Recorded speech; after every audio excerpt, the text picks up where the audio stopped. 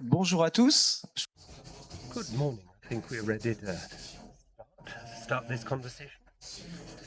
And, well, this morning we'll be talking about the impacts of AI on employment. Before we start, this conversation will be both in French and in English. Some of our speakers, as you will see, will be French speakers or speak French really well, and others are English speakers. So we'll be switching from French to English and back to French. If you need simultaneous translation, please grab a headset. You have headsets that you can grab before you get in this room. Now, today, to talk about this topic, which is AI and employment, I'm surrounded with 5 speakers who will be talking about their views on the matter. As you will see, we'll have some complementarity between the different speakers. Jan Sternicki is the head of Department of Economy and Innovation, Konrad Adenauer. He is an expert in the field, and he works in innovation, and he works on policy making.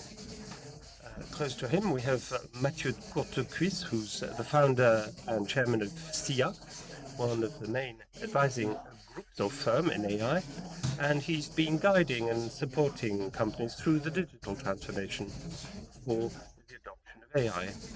Close to him is Onyekwana, sorry for the name, I hope I pronounced it correctly.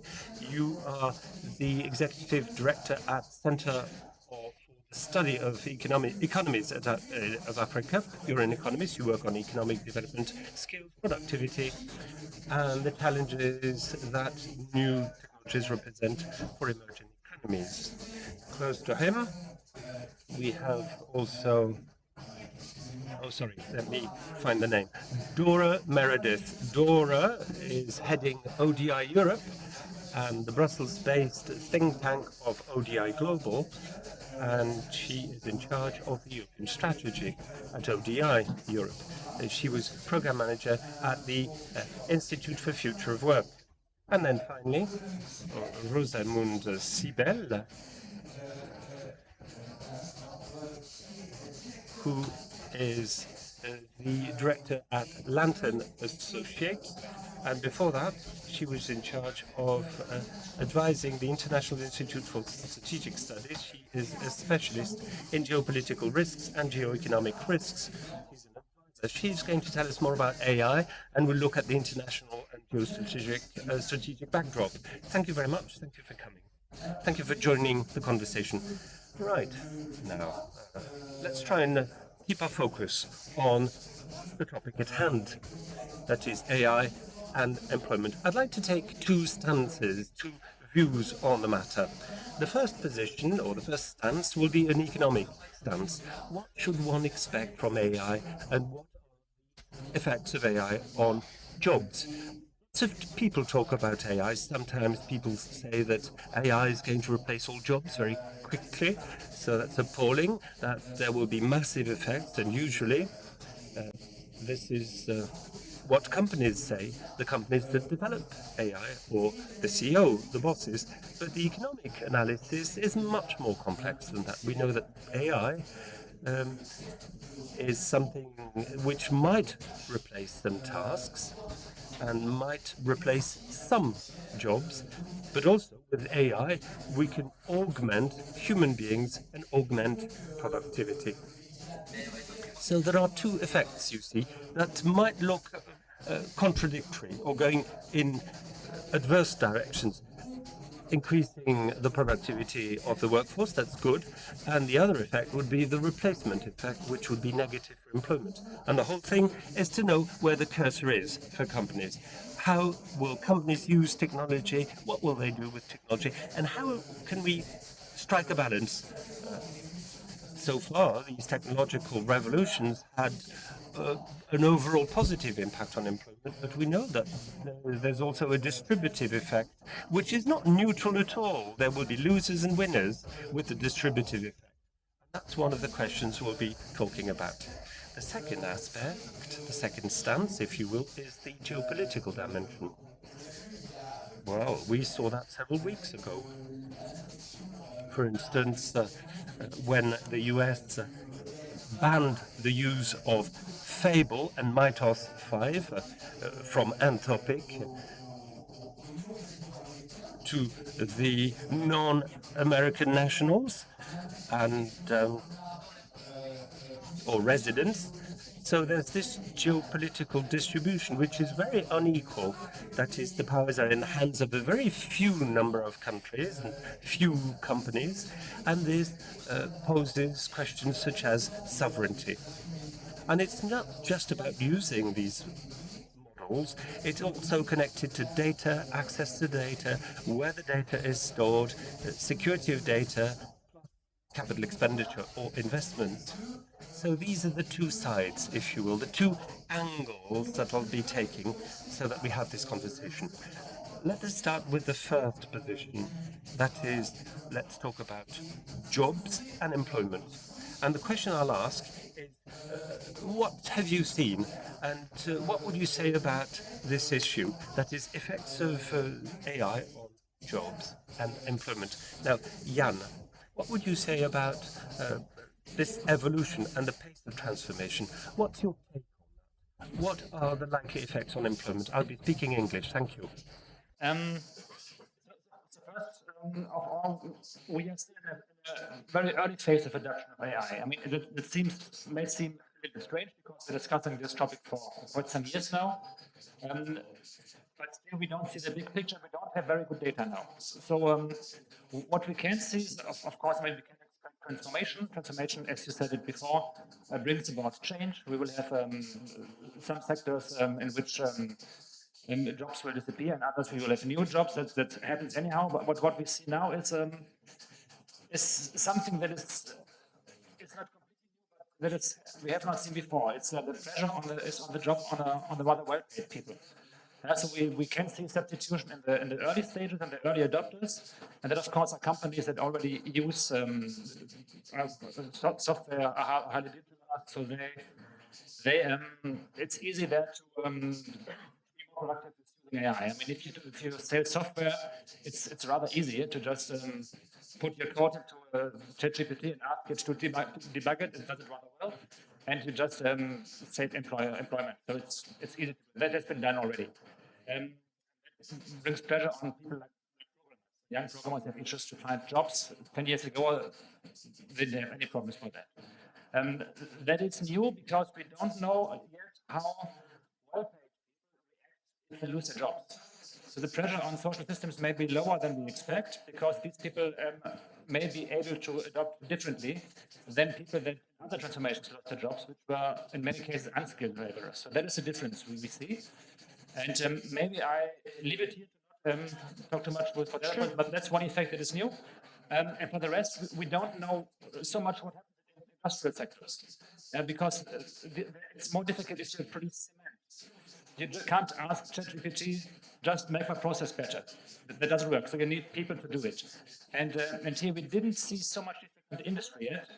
And that is the interesting part. Will there be a big effect on the industry? Of course, less than in programming other things, but that's yet to come.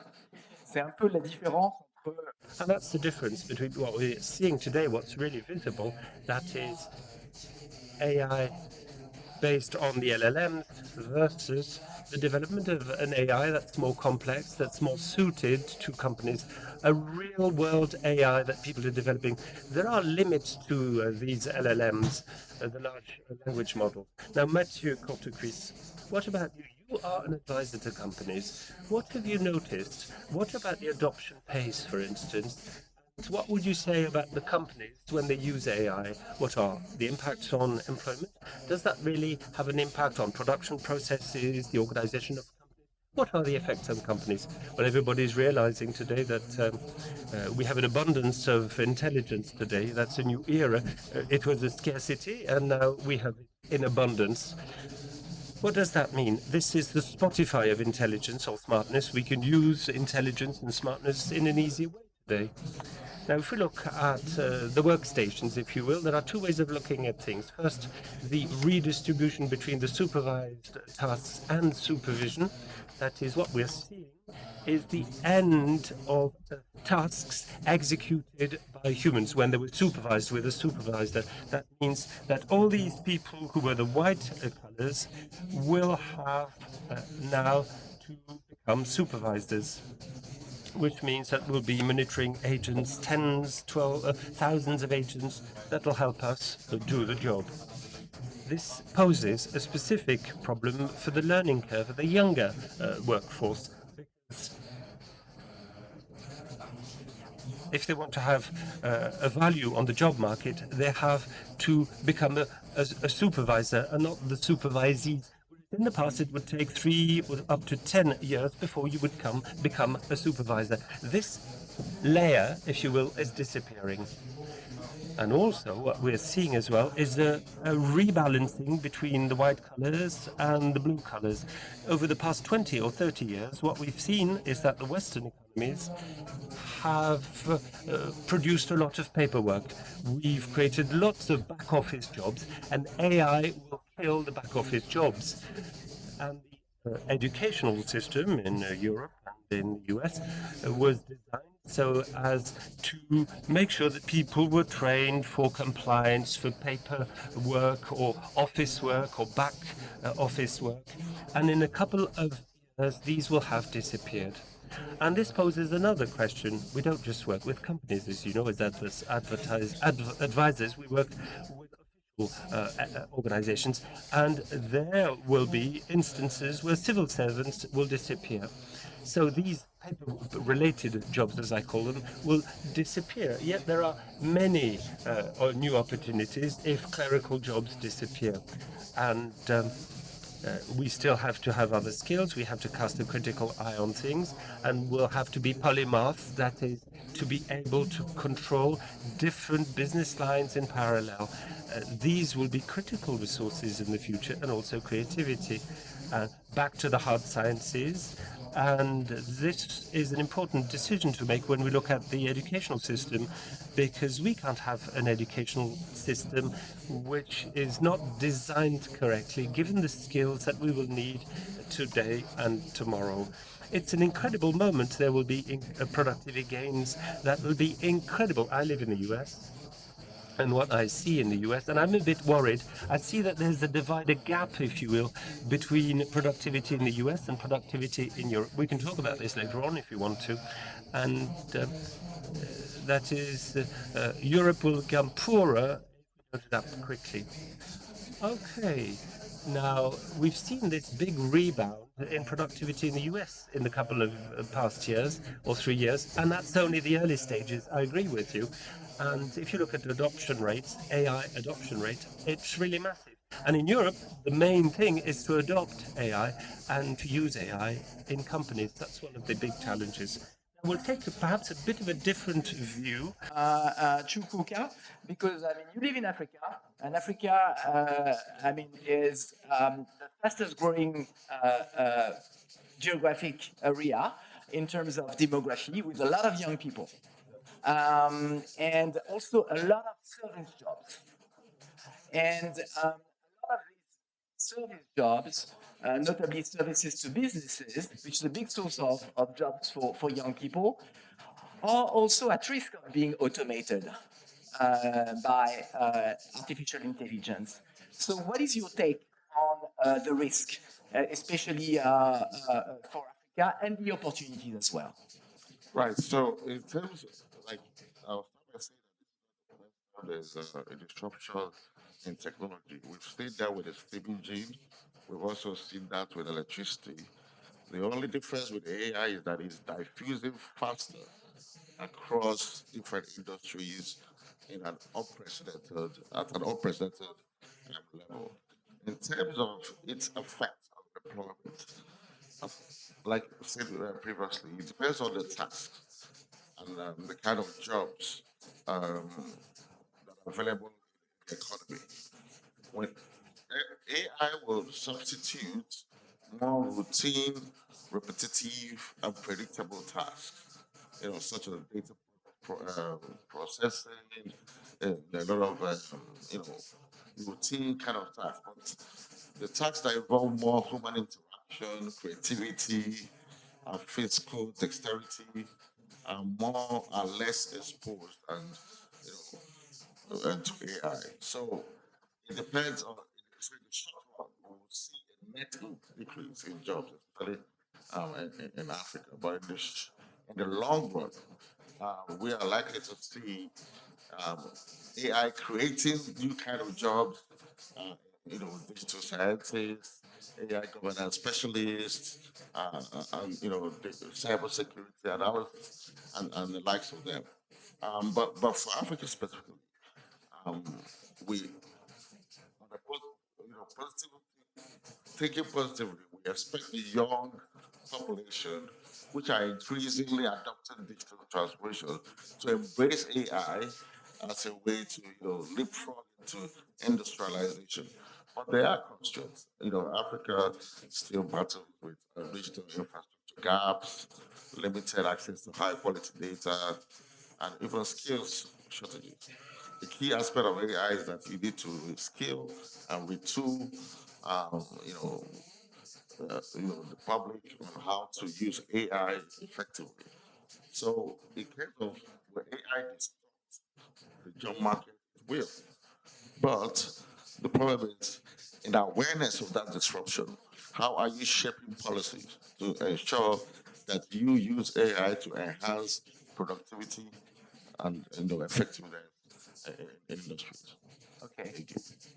So, Dora, I mean, we've seen now that there's going to be certainly an impact, and quite different from different people, and probably also quite different from different sectors as well of the economy. Even though the net effect is quite uncertain, there's going to be big changes. So, what is your take on this, and what is your perspective from also from a policy point of view? Thank you. Thank you so much. And I'm really happy to be on this great panel. So thank you. I agree with everything that's been said. And I think just a couple of other thoughts came to me as we were just talking there. I think it's not just a question of kind of who's going to win, who's going to lose, but also really who's deciding and what this technology does and on whose behalf.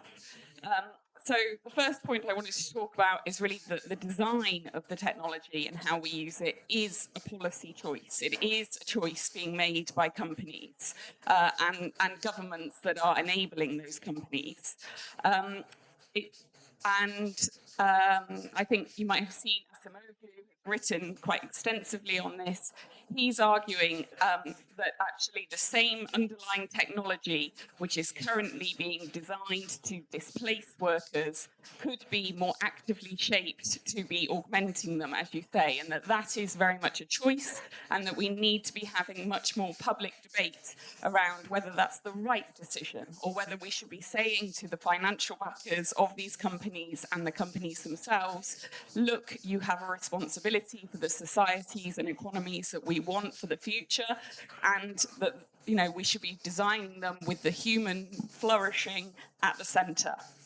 The second point I want to make is something I've been thinking about, that it's not just about the jobs, it's also about the knowledge itself.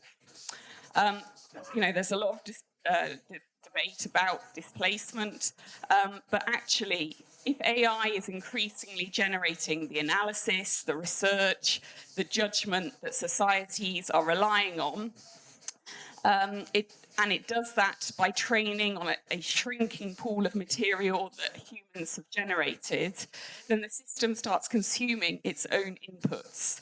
And that's partly a problem for institutions, but actually there's a problem there for all of us, because it's really, it has the possibility of impacting our own ability to think and to critically analyse things that are being told to us.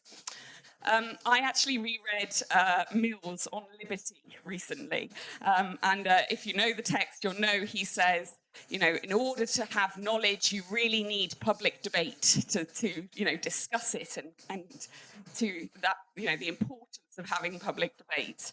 And it struck me, wow, that's actually very true for what's happening with AI.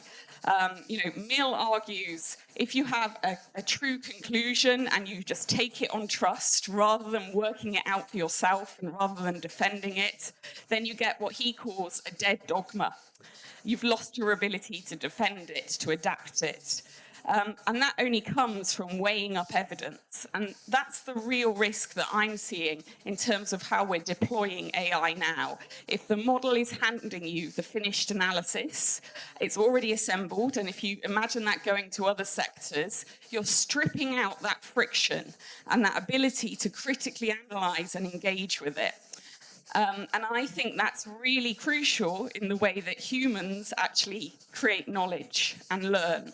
So, just to go back to the question, I think the labour market question is very important, and I completely agree. But I also think we need much more public debate on how we're designing and using this technology, and how can we design it in a way that doesn't erode some of our own, crucial skills that are very important, not just for the economy, but also for us as a society. Okay, thank you. And before we move to the geopolitical aspects, we talk a lot about, for instance, about regulating AI internally or internationally. There's a lot of discussion about trustworthy AI and how we should regulate these models. I mean, how can these discussions be useful from the point of view of the distributional effects of AI in terms of employment and income? What is your take on these debates on employment and income? Sure. Well, good morning, everyone. It's a pleasure to be here.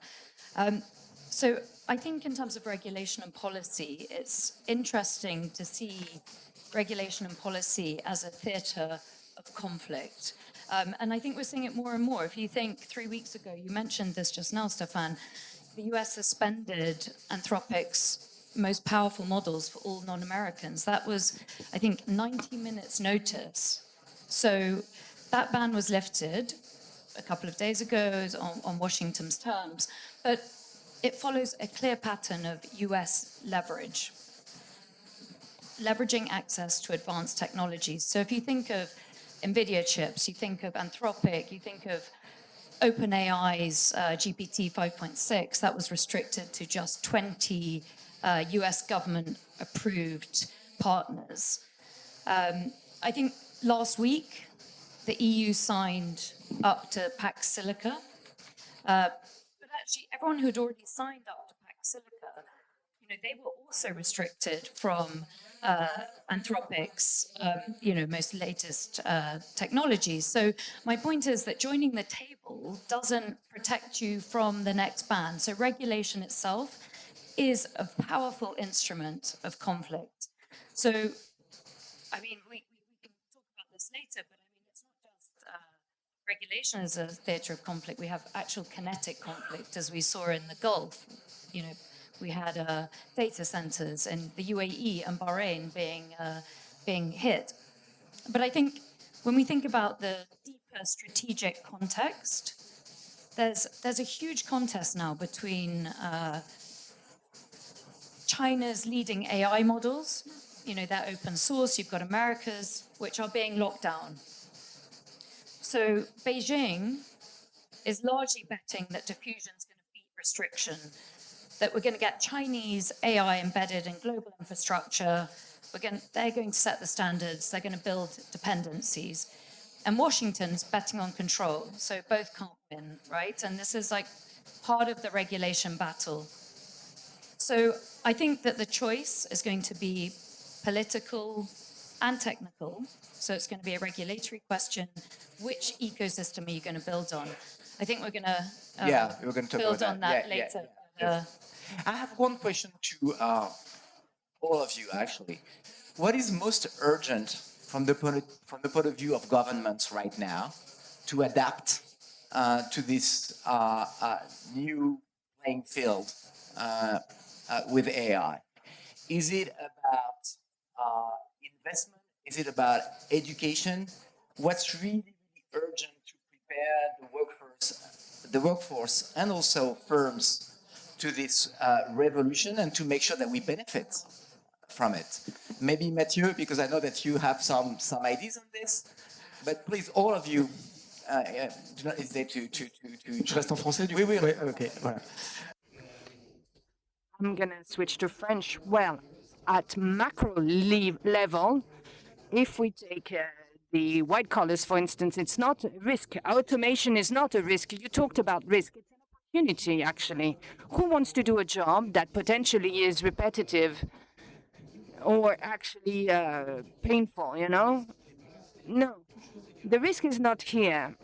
All things being equal, we will automate 10, 30, 40% of tasks that are performed by white collars. But this is an opportunity. And then the economy should redeploy everything back out. But the problem is that 30 to 40% of the workforce will be changed into American tokens. Something that is on our French territory will go to the US infrastructures. And that is where the problem lies in terms of trade balance. This is where we're going to see a problem. We're talking about 100, 150, 200 billion dollars of GDP in Europe going towards the US. And this is, we're talking about something that's been funded in the ballpark of 1 trillion per year. So, and this is converted into US tokens. This is where the problem lies. So when we talk about emergency, this has been gone for quite some years already. And I was seeing at a candidate from the Central Bloc saying we're going to invest 50 billion by 2040. The Americans have invested 15 to 20 trillion by 2040. So there's a problem of scale. So yes, there is an emergency. There's a problem with infrastructures and facilities in the US. When we say that we have electric excess in Europe, the Americans look at you with open eyes and say, how is it possible in 2026 that we have a problem of electric surplus in Europe? It is not possible. That means that we haven't managed to connect all the infrastructures to draw in the savings. There's indeed a funding problem that is huge. And there are things to do that should be done now.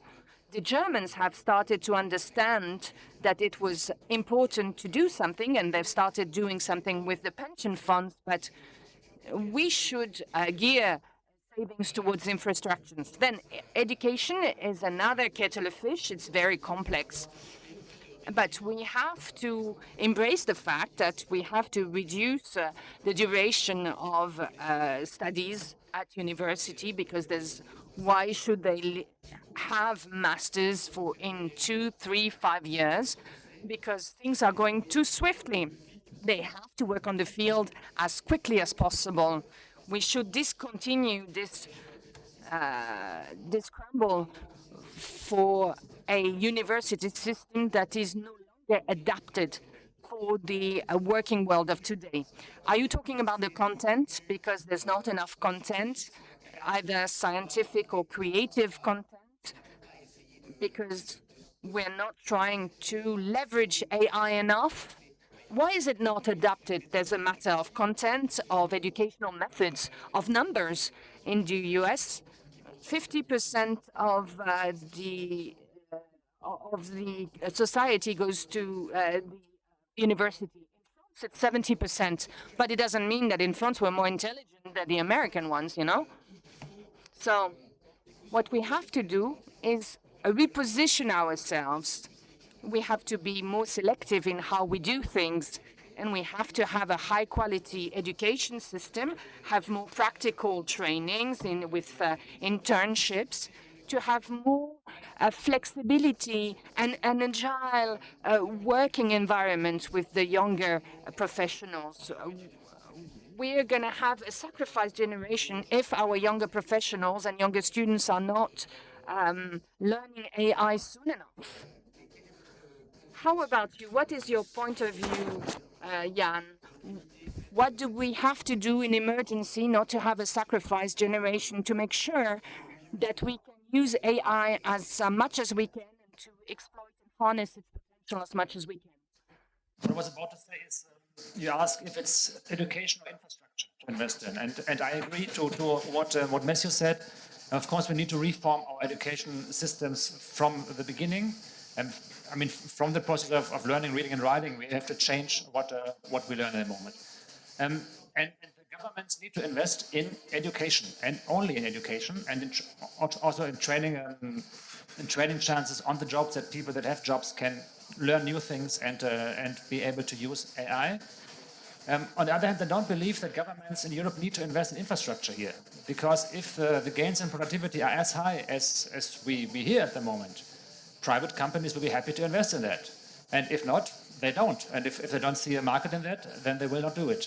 The only point which may hinder them from investment is pressure from other countries, mainly America, because why would you invest in a market where others dominate it already and you can't come in? I mean, traditionally we had this before. There were situations in which countries needed to protect themselves against dominating industries from other countries, and there were tariffs. So I think the solution can't be to say, no, we need to be a global market, and if somebody dominates us, we just subsidize with billions and trillions to catch up. And then setting up infrastructure that's used by private companies. So we need to look at models how also trade policy comes in. I don't want to talk about protectionism and being alone in Europe. Of course, we are connected. But still, dominance from other companies or from states like China needs to be countered with measures on trade level. And that's the thing we have to do, additionally to education. Okay, so you say, education first. In terms of, I'm not a specialist of this, but I was thinking that infrastructure in terms of data centers, for instance, is extremely important. I was also thinking that before being able to use AI, you also need to be digitalized. So you need access to broadband and you need access to data. So who's going to pay it? Who's going to buy it? And who's going to construct it? State or companies? And that's a good point. But don't you think there's a place for industrial policies in this? No? Okay, that's good. That's good. We have a debate. Yeah, please go ahead. Yeah, so like you mentioned, there's need for digitalization. And like in the African region, there are a lot of underserved communities. Because what AI can do is that it can exacerbate the unevenness, the inequality that already exists in terms of technological adoption. Because there are differences across countries. There's also the urban and rural divide in technology and digitalization levels. So I think the important policy issue is investments that promote affordable access to AI technology, because the more affordable it is, the more diffuse across sectors, across different categories of people, and then that will also increase the chances of it enhancing productivity, especially for the underserved regions. So there's need for investments in digital infrastructure, skills, and also access to high quality data, broadband internet for AI adoption. Okay. Yeah. Dora, Rosamund, on these policies, industrial policies, do you think there is a place for that? Especially in particular in Europe or other places in Africa? Yes, and I think when it comes to infrastructure, we need to think primarily about energy. Now, Europe, we have a problem.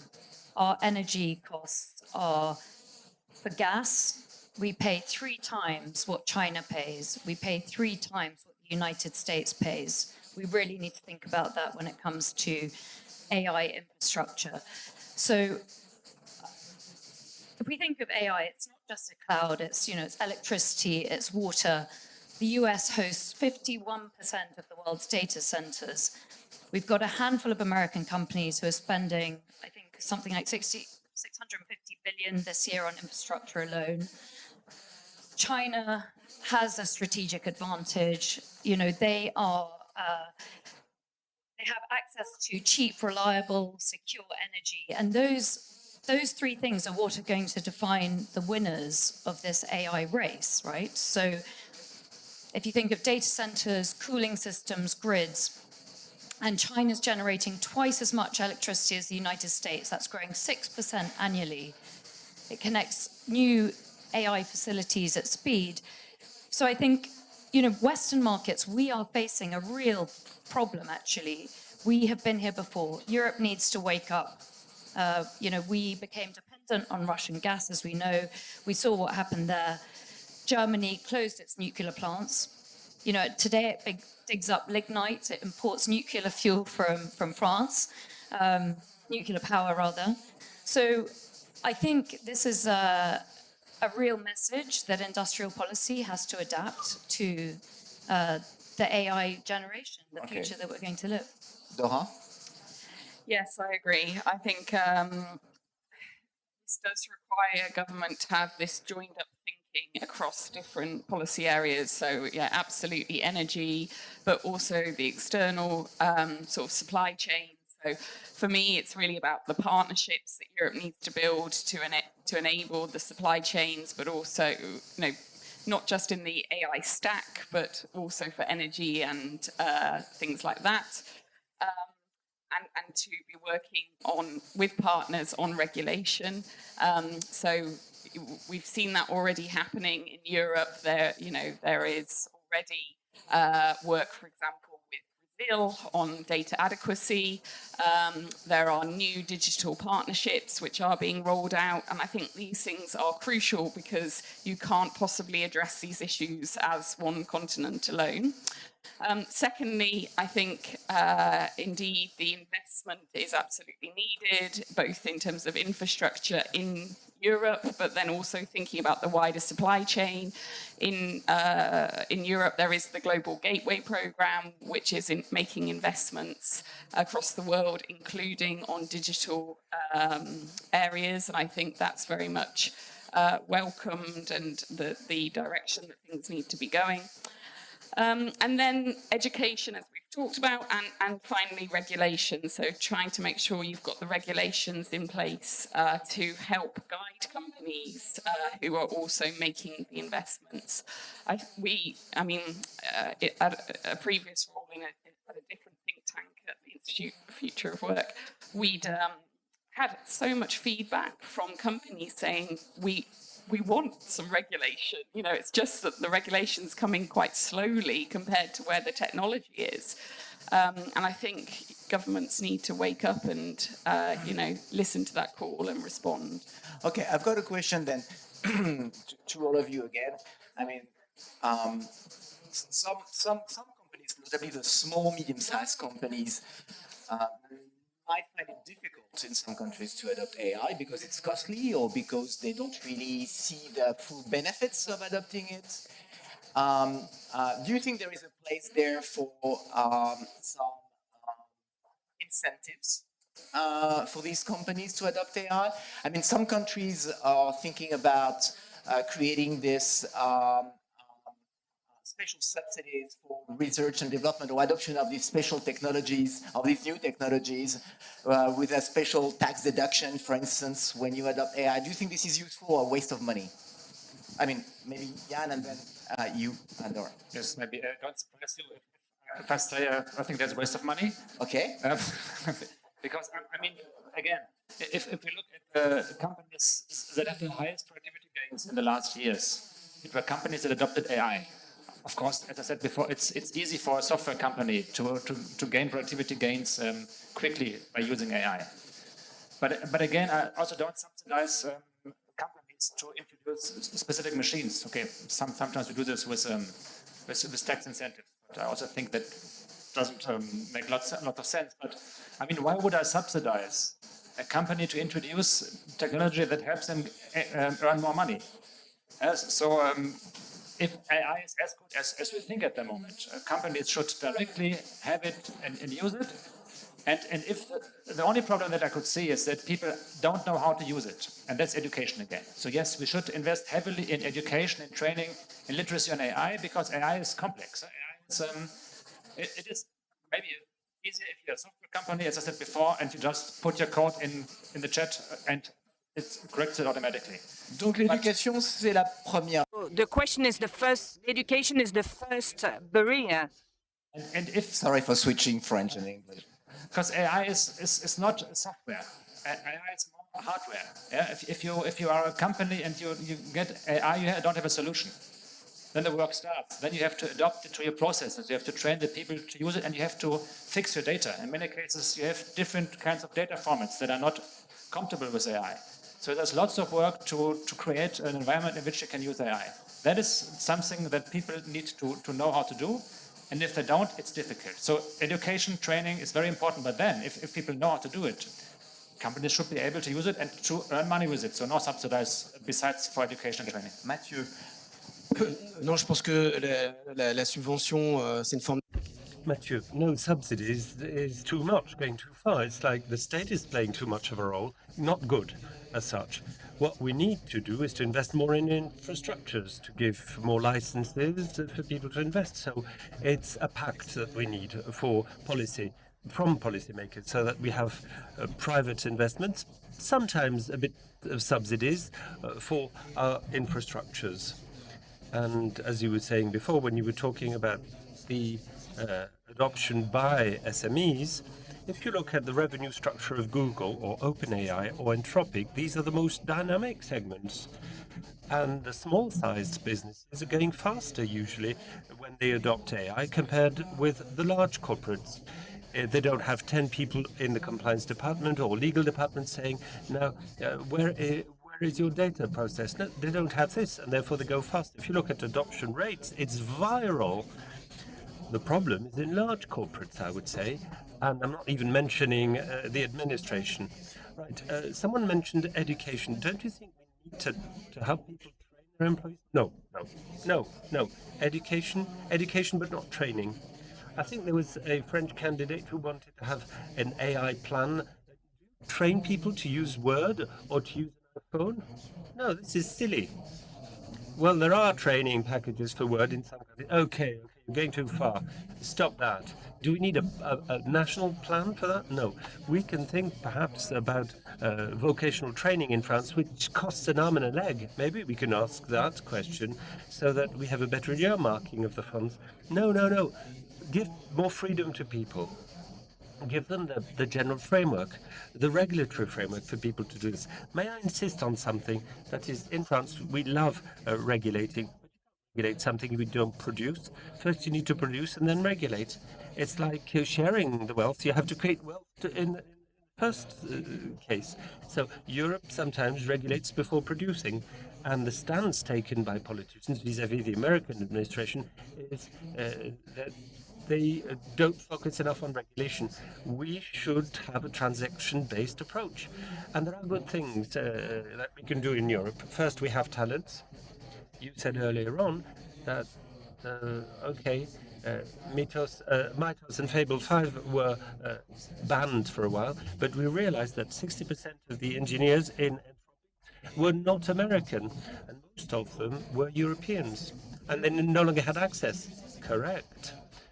My point is that there's one thing we know in Europe that we have is talents. We have many talents. We have scientific talents. The problem is the framework, that is access to finance and infrastructure. But yet, these are very important problems. Europe has to understand that we are a third world continent in the field of AI. It's not a problem. We have to look at reality the way it is. And then what really matters is to catch up. That is trade-offs. We need to sign deals, not to produce more rules. And there are new technological breakthroughs that are coming, and Europe should work on that, which is exactly what the Chinese did 20 years ago, 30 years ago in the car-making industry. There was a catch-up, and they innovated at the same time. We are in the same position today, let's face it. Okay, Dora maybe. Really agree with this position, so I think it's nice to have your Sure. point of view as well. Yeah, great. Thank you. I mean, It's an interesting question. To what extent should the state be subsidising these things? Because previously I worked in the R&D policy space, and there was always a challenge, not just in terms of getting family firms to invest in R&D, but also the big corporates to say, actually, you need to be focused on reinvesting into some of these future technologies. So I do think, there can be a space to create incentives for companies to be making that space within their planning to say we're going to be investing in these things. But I also do agree it's not just about the money. Indeed, it's about training. It's about having, support, creating the enabling environment for companies to understand what's the latest sort of in terms of technology development. Again, I previously worked on innovation policy, and there we'd often take companies out to visit other markets so they could see how things were developing elsewhere outside of Europe. And I personally think that's a very valuable role that government can sometimes play in opening doors for companies who might not have access to their counterparts in other countries. So I do think having a more sort of active, holistic approach of government creating the enabling environment for companies for adoption is worth considering. Chukwuka, what do you think about this role of governments in terms of supporting firms and workers? So I don't think the government should subsidize firms. They should rather invest in infrastructure, data centers, and skills, because that investment will actually reduce the cost of AI adoption in the long run. Okay. Yeah. Okay, I get that. It's okay. Initially, you remember that I wanted to separate the impact on employment and the geopolitical aspects, but we've naturally mixed the two. Okay. So I kind of failed on that, but I would like to go back to the geopolitical aspects. With you, Rosamund, notably, what do you think now from Europe's strength and weaknesses? You've mentioned already a number of weaknesses, notably in terms of energy. Do you think we have strength in this or in this competition for AI? So anyone who listened to the Prime Minister's address yesterday would remember that he said that France in particular has got the skills, knowledge, expertise to actually build resilience in this field. I agree with him. But I think what we have to be realistic about is that while regulation, and I agree with Mathieu here, regulation gives Europe a lot of influence over how AI is deployed within its borders, it doesn't give influence over the infrastructure and the tools that runs on. So I think we need to move into a space that perhaps the South Koreans have moved into. The Japanese are answering these sovereignty questions with trillions of dollars in infrastructure investment. So I think this is where we need to head. There needs to be a real leveraging of our opportunity and our strategic advantages that we have. We are a big market. We do have a moment. But I think it really comes down to the gains and losses not being distributed sort of fairly, I suppose, globally.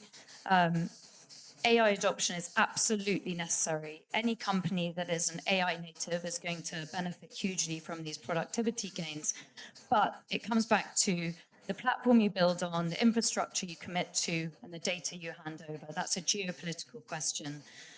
That's a question that I think, we're going to be trying to answer for over the course of this panel, but in the next day. Yeah, of course.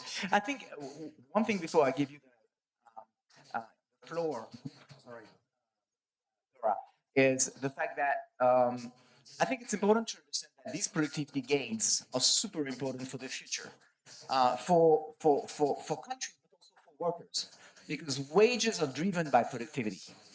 And so the workers that work for companies that adopt AI might benefit from these productivity gains through higher wages. It's also a big national stakes in terms of income. This is what Mathieu said before, the transfer that we're observing right now.